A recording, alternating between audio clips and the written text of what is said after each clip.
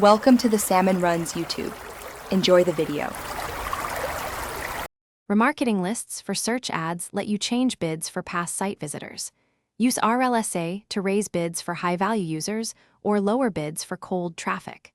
Start by defining campaign goals like lead form fills or zero product sales and conversion value.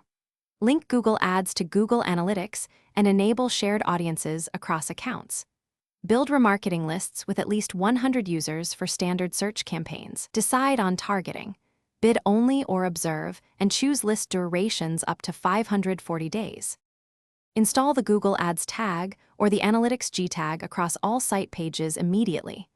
Verify tag firing and create remarketing lists containing at least 100 users before use. Segment audiences by behavior such as product viewed, cart abandonment, or high-value purchase. Set list durations matching your buying cycle, for example 30, 90, or 540 days. Use membership conditions, combining URLs and events to refine who gets included. Name lists clearly to show intent and duration for easy campaign assignment later.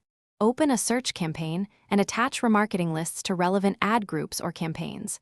Choose Observe to monitor performance or target only to restrict traffic solely to your lists.